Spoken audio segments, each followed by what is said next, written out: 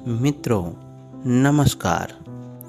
अभी हाल में ही भारत और पाकिस्तान के बीच हुए सिंधु ताश समझौते के तहत जरूरी घोषित किए गए अस्थायी सिंधु आयोग की बैठक बीते सप्ताह दिल्ली में हुई थी, जिसमें पाकिस्तान और भारत के सिंधु जल आयुक्तों ने हिस्सा लिया। बीते करीब 62 सालों में सिंधु आयोग की ये 118वीं बैठक थी।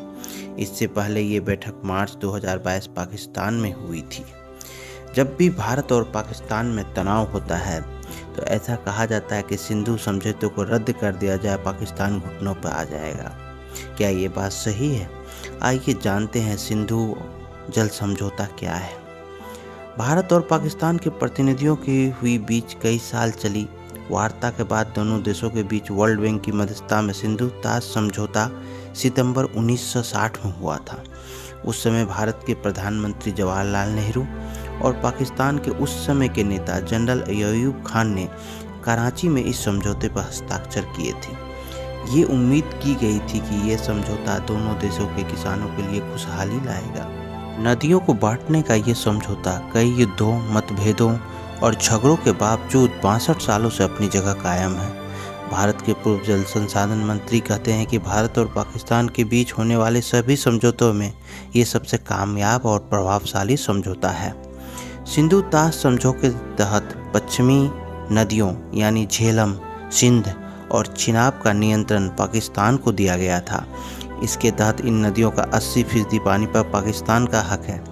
भारत को इन नदियों के बहते हुए पानी से बिजली बनाने का हक है, लेकिन पानी को रोकने या नदियों की धारा को बदलाव करने का हक नहीं।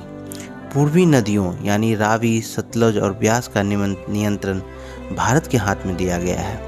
भारत को इन नदियों पर प्रोजेक्ट वगैरह बनाने का हासिल है, जिन पर पाकिस्तान विरोध नहीं कर सकता है। इस आयोग के सदस्य बारी बारी से एक बार भारत और एक बार पाकिस्तान में बैठक करते हैं।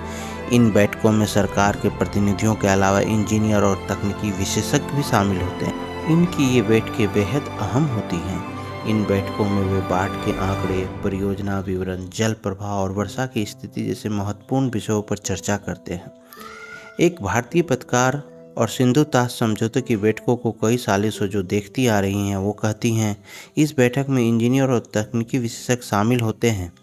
तकनीकी स्तर पर विवादास्पद योजनाओं और मुद्दों पर चर्चा की जाती है।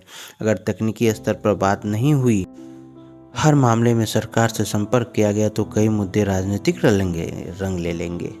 इस समझौते में मुश्किलें तब शुरू हुई जब भारत ने पश्चिमी नदियों पर जल विद्युत परियोजनाओं का निर्माण शुरू किया।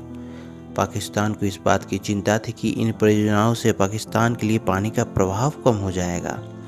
दोनों देशों के विशेषज्ञ ने 1978 में सलाल बांध विवाद को बातचीत से सुलझाया। फिर आया बगल लिहार बांध का मुद्दा। इसे 2007 में विश्व बैंक के एक तटस्थ मध्यम के माध्यम से सुलझाया गया था। किशनगंगा भी एक परियोजना थी जो कि विवादास्पद थी। यह मामला अंतर्राष्ट्रीय मध्यस्थता में न्यायालय तक पहुंच गया था, जिसका निर्णय 2013 में किया गया था। सिंधु आयोग की बैठकों ने इन विवादों को सुलझाने में महत्वपूर्ण भूमिका निभाई है। कई विश्लेषकों का मानना है कि इन परियोजना के बारे में पाकिस्तान का कुछ विरोध तार्किक होता है और कुछ में वो एतराज़ करके सिर्फ अपना दाखिल हक अदा करते हैं। बदलते माहौल और दोनों देशों के बीच जारी तनावपूर्ण संबंधों के दौरान दोनों देशों में जलीय राष्ट्रवाद को हवा मिली है।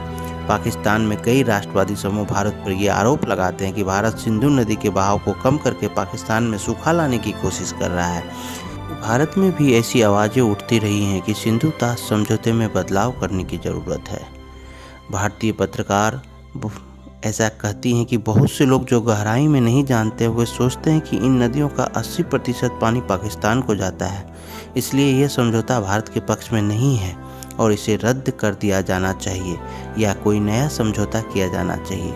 वो कहती हैं ये समझौता बहुत सोच समझ के किया गया था। नदियों का विभाजन, उनका जल विज्ञान, उनका प्रवाह, वे कहाँ जा रही हैं, उनमें कितना पानी है, इन सब बातों को ध्यान में रख के ये समझौता किया गया है।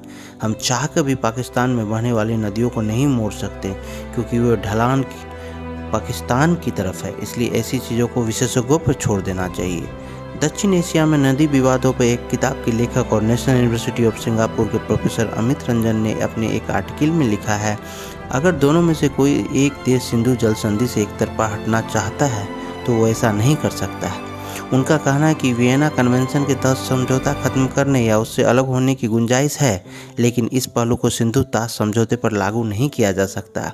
उन्होंने अपने लेख में लिखा है कि भले ही भारत और पाकिस्तान के बीच राजनयिक संबंध टूट जाए, लेकिन इस समझौते को समाप्त नहीं किया जा सकता है। भले ही ये समझौता किसी तरह से टूट गया हो, लेकिन अंतर्राष्ट्रीय सम्मेलन, नियम और कानून हैं जो नदी के देशों के जल के हितों की रक्षा करते हैं। प्रोफेसर रंजन लिखते हैं, एक दस्तावेज के तौर पे इस समझौते में कुछ खामियां हो सकती हैं, लेकिन यह समस्या नहीं है। समस्या भारत और पाकिस्तान के बीच तनाव और तनावपूर्ण संबंधों की है। पूर्व जल संसाधन मंत्री का कहना है कि सिंधु आयोग की बैठकें बहुत ही पेशेवर और ईमानदार माहौल में होती है। इस बैठक में शामिल विशेषज्ञ जल और तकनीक जगत के माहिर लोग होते हैं। आप नदी का पानी रोक कर सिर्फ बाढ़ ही ला सकते हैं। सिंधु ताश समझौता भारत और पाकिस्तान की प्राकृतिक और भौगोलिक मजबूरी है।